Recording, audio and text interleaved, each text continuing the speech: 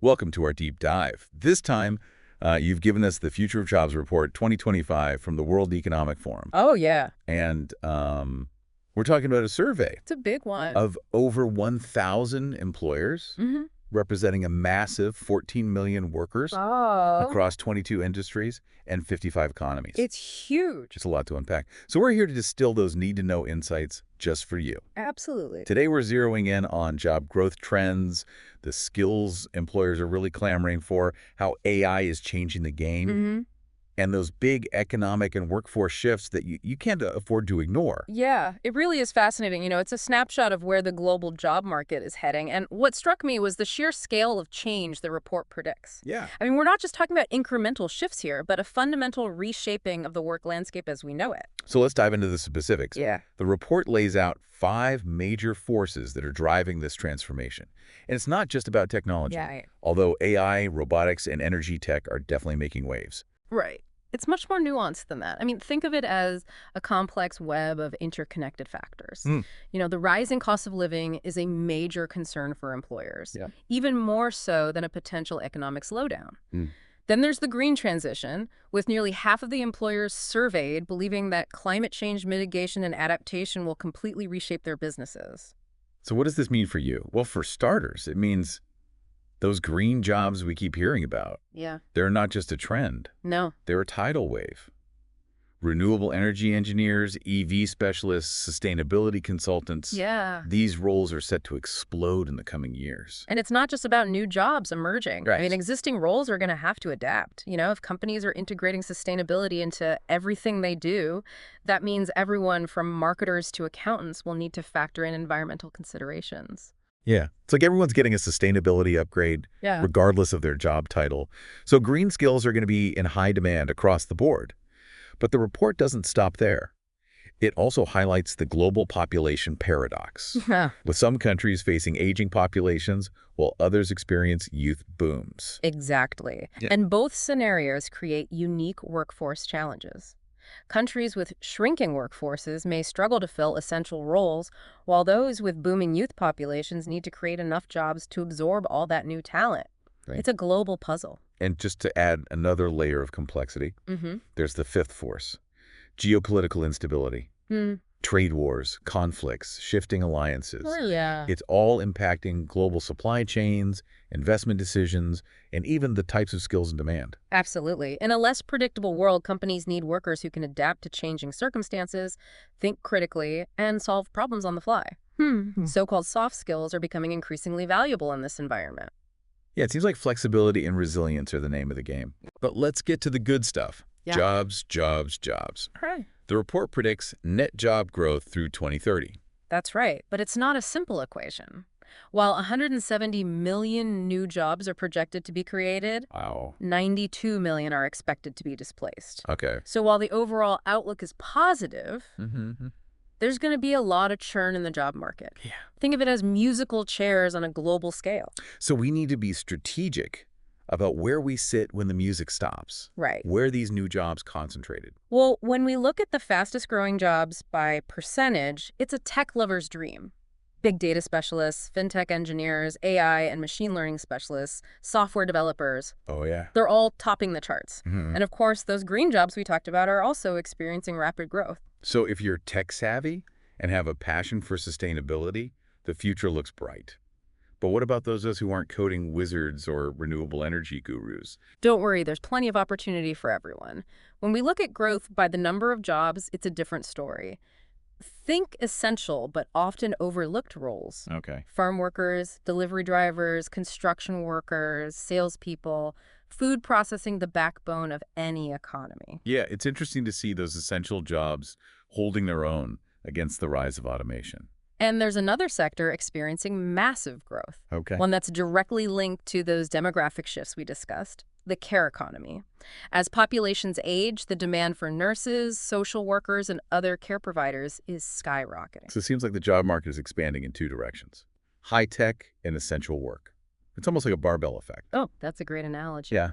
And it highlights the importance of understanding these broader trends and how they might impact your own career path. But remember, it's not just about which jobs are growing, but also about the skills needed to thrive in those jobs. Right. And that's where the report gets really interesting. So let's talk skills. Yeah. What are employers looking for in this brave new world of work? Well, the skills gap is a major concern for employers. The report predicts that a whopping 39% of workers' core skills will need to change by 2030. Wow. That's a significant chunk of the workforce. Yeah. So what are these in-demand skills everyone's going to want? Unsurprisingly, AI and big data skills are at the top of the list. Okay. Cybersecurity is also huge, as is basic tech literacy.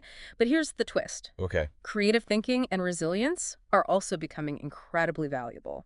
It seems like it's not just about mastering the technical stuff, but also about those uniquely human skills that robots can't replicate. Exactly. And what's fascinating is that some of the skills we might have taken for granted in the past, like basic reading, writing, and math, are becoming less important Right. as AI can handle those tasks. So robots are taking over our homework now. Yeah. Sign me up. But seriously, Yeah. does this mean those basic skills are completely obsolete? Not necessarily. What we're seeing is a shift in emphasis. While basic skills are still important, they're no longer enough to guarantee success in the job market. What's more valuable are those higher-level skills that involve problem-solving, critical thinking, and creativity. So it's about taking those basic skills and building upon them, layering in that human element that machines can't replicate. Precisely.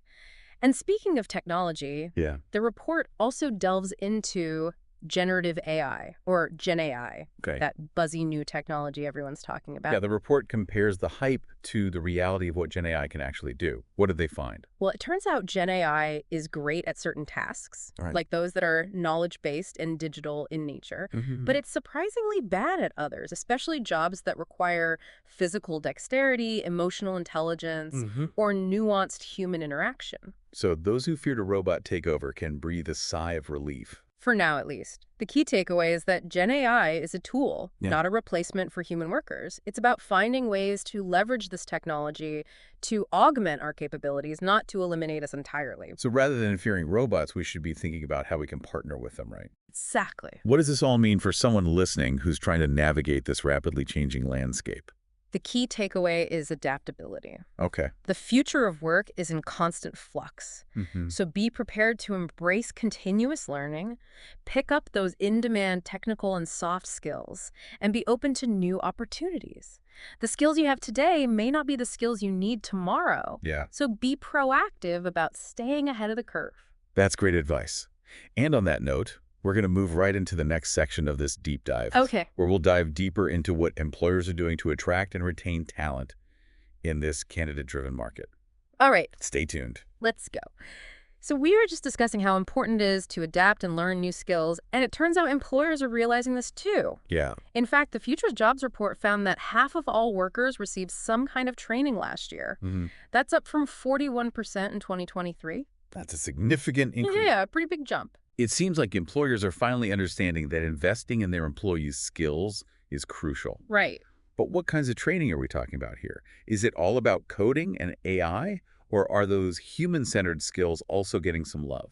It's a mix, really. Okay. Technical skills are obviously in high demand, but employers are also recognizing the importance of creativity problem solving and those all-important social-emotional skills that AI can't replicate. Yeah. So think of it as a two-pronged approach, upskilling in both the technical and human realms.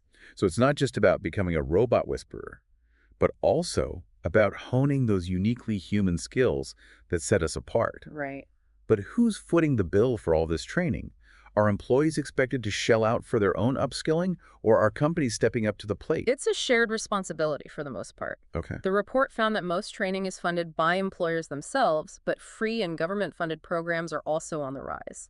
This highlights the crucial role public policy plays in supporting workforce development and ensuring a smooth transition into those new roles we talked about earlier. So it's like a public-private partnership where everyone has a stake in creating a future-ready workforce. Exactly. But what are the goals of this training? Is it simply about filling those skills gaps, or are there other benefits for both employers and employees? It's about more than just filling gaps. Um, Employers are looking for higher productivity, a more competitive edge, and they want to keep their top talent engaged and equipped for the future. mhm. From the employee's perspective, upskilling translates to career advancement, higher earning potential, and a sense of security in a rapidly evolving job market. It's a win-win situation. Right. But let's shift gears a bit and talk about attracting and retaining talent. Okay. With so much change happening, how are employers adapting their strategies to snag the best candidates? Well, the report highlights some fascinating strategies that are worth paying attention to, especially if you're on the job hunt or thinking about making a move. As we discussed, upskilling is a major focus. But employers are also getting creative with things like flexible work arrangements and diversity, equity, and inclusion initiatives. So they're trying to sweeten the deal with perks and a more inclusive work environment. Yeah. But are these strategies actually working? What do employees really want in this new world of work? That's where things get interesting. Okay. The report reveals a bit of a mismatch between what employers think attracts talent and what employees actually want. Interesting. Employers often overestimate the importance of things like supporting workers with caregiving responsibilities or having a strong, clearly articulated mission statement. Yeah. While those are important, employees tend to prioritize tangible things like effective training opportunities, clear pathways for career progression, and of course, competitive wages. It's about feeling valued, having opportunities for growth, and being compensated fairly for their skills and contributions. Exactly. This mismatch highlights the need for open communication and feedback between employers and employees. Yep. It's about having a dialogue, understanding each other's needs, and finding solutions that work for everyone. So it's not just about offering the latest and greatest perks, but about really listening to what employees want and creating a work environment that supports their needs and aspirations. Right. But let's dive a bit deeper into how companies are evaluating potential hires in this new landscape. Sure. Are traditional qualifications still king, or are things changing? That's a great question. Yeah. While university degrees are still valued, especially for specialized roles, the report found that employers are increasingly emphasizing work experience and skills assessments. It's not just about what you know, but what you can do with that knowledge. So it's not enough to just have a fancy degree on your resume. Right. You need to be able to demonstrate your skills and how they translate into real-world results. Exactly. What other methods are employers using to get a more holistic view of candidates? Many are using psychometric tests to evaluate a candidate's behavioral traits, cognitive abilities, and even their cultural fit within the organization. It's about painting a more complete picture of the individual beyond just their credentials. It seems like the hiring process is becoming more nuanced and multidimensional. It is. But this shift away from traditional qualifications begs the question, why now? What's driving this change in how companies assess talent? There are a few factors at play here. Go. Firstly, it expands the talent pool, allowing companies to access a wider range of skilled individuals who may not have followed a traditional educational path. Think about those who gained valuable skills through apprenticeships, vocational training, or even self-directed learning. Right. Their experience and expertise become more valuable than just a piece of paper. That makes a lot of sense. It opens up opportunities for people who may have taken a less conventional route, but who possess the skills and drive to succeed. It levels the playing field in a way. What's the second factor driving this shift? The second factor is the rapidly changing nature of work itself. As jobs become more dynamic and require a broader set of skills, employers need more sophisticated methods of evaluating those skills. Yeah. A traditional resume might not capture the full range of a candidate's abilities, especially in fields that are constantly evolving. So it's about moving beyond a checklist of qualifications and really understanding what a candidate brings to the table, their potential, their adaptability, and their capacity to learn and grow. It's about looking beyond the lines on a resume. Exactly. Now let's talk about the elephant in the room, AI. Okay. The report dives into how companies are planning to adapt to AI's increasing capabilities, a topic that often sparks both excitement and fear. It does. It's a topic that's on everyone's mind. For sure. Will robots steal our jobs? Right. Will AI make human workers obsolete? The report paints a more nuanced picture. It does. While AI will undoubtedly automate certain tasks, it's also creating new opportunities and transforming existing roles. Okay. So it's not just about job displacement, Hmm. but also about job evolution. So rather than thinking about robots taking over, we should be focusing on how we can work alongside them, right? Exactly. Okay. The report highlights three main strategies companies are using in response to AI. Hmm. The first, and arguably most important, is reskilling and upskilling their existing workforce. Okay. This involves teaching employees how to use AI tools effectively and develop those complementary human skills that are so crucial. It's about empowering employees to be the masters of AI, not the other way around. Precisely. Hmm. The second strategy is hiring individuals with the skills to design and implement AI solutions that are specific to the company's needs. These are your AI specialists, data scientists, and machine learning engineers, the architects of the AI revolution, if you will. So while AI may be automating some jobs, it's also creating new ones that require specialized skills. Right, It's a reminder that the job market is a dynamic ecosystem. right. Hmm. And the third strategy is hiring individuals who can effectively work alongside AI systems. These are people who can seamlessly integrate AI into their workflows, leverage AI to enhance their productivity, and collaborate with AI to achieve shared goals. It's about creating a hybrid workforce where humans and AI work together in a symbiotic relationship. Now, it's important to note that not all companies are approaching AI in the same way. Okay. The report found that some industries like electronics manufacturing and financial services are more heavily focused on automating tasks. Hmm. This makes sense as these industries often involve repetitive processes that are easily replicated by AI. So it's not a one-size-fits-all approach. Exactly. Yeah. Other sectors like healthcare, agriculture, and government are prioritizing augmentation over automation. Hmm. They're looking to use AI to enhance the capabilities of their existing workforce rather than replace them entirely. It's about finding the right balance between automation and augmentation depending on the specific needs and goals of the industry. And while the report paints a generally positive picture of AI's potential, it's important to acknowledge that companies face challenges in adopting AI. Okay. The biggest barrier, according to the report, is a lack of qualified talent with the necessary AI skills. Which circles back to our earlier discussion about the importance of education and training. Right. We need to invest in developing those AI skills if we want to fully realize the potential of this technology. Absolutely. Mhm.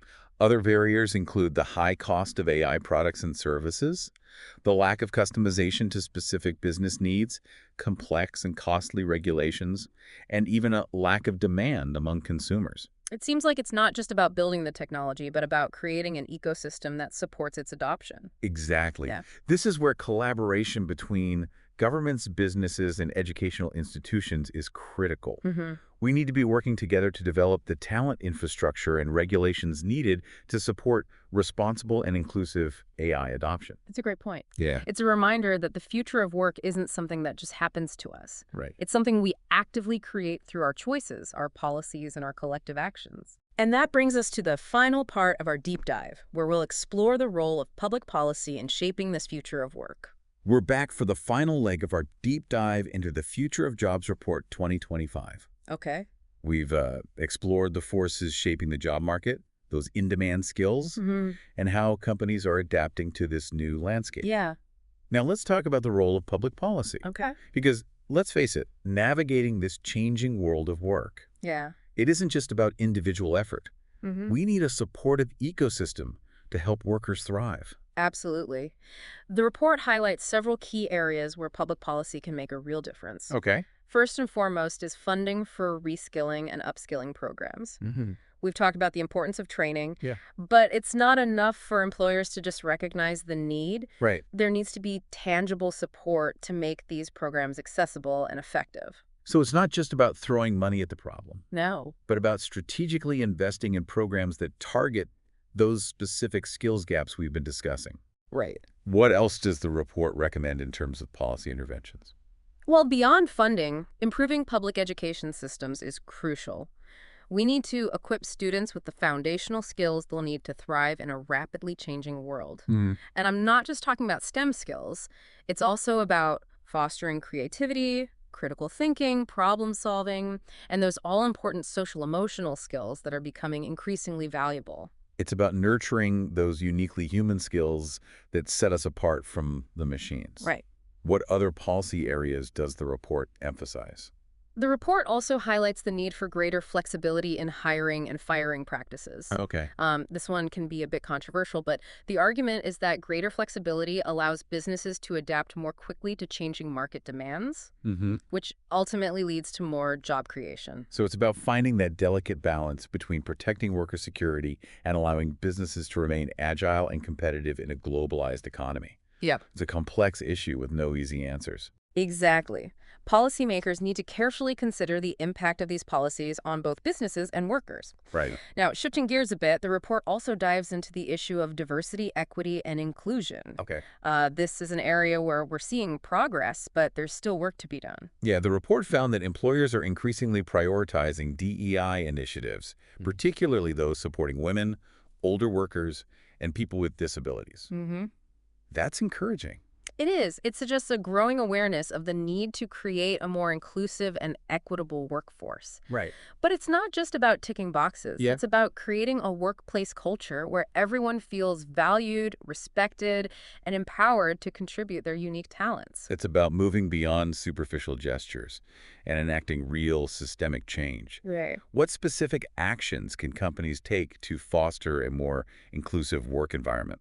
The report recommends a multifaceted approach, including pay equity reviews, employee resource groups, mentorship programs, and unconscious bias training. It's about addressing bias at every level of the organization and creating opportunities for everyone to succeed. So it's about building a workplace where everyone has a seat at the table. Right. Now, before we wrap up, I want to circle back to something we touched on earlier, the gig economy. Okay. The report doesn't focus explicitly on gig work, but it does raise some interesting questions about the future of work more broadly. It does. We're seeing a rise in freelance work, contract work, and other forms of non-traditional employment. Mm-hmm. This has huge implications for how we think about job security, benefits, and worker protections. So is the gig economy the answer to the challenges posed by automation and globalization? Or does it present its own set of challenges? It's a complex issue. The gig economy offers flexibility and autonomy, but it also comes with downsides. Lack of benefits, income volatility, and potential for exploitation. Yeah. It's a double-edged sword. It seems like there's no easy answer, Yeah. but it's a conversation we need to be having as we navigate this changing world of work. What key takeaways should our listeners keep in mind as they think about their own career paths and the future of work? The biggest takeaway is that the future of work is not predetermined. It's something we're actively creating through our choices, our policies, and our collective actions. It's about embracing lifelong learning, being adaptable, and working together to create a future that is both prosperous and equitable. That's a powerful message. Yeah. It's a reminder that we all have a role to play in shaping the future we want to see. Thanks for joining us on this deep dive into the Future of Jobs Report 2025. It's been a pleasure. We hope you found it insightful and empowering. Yeah, me too. Until next time.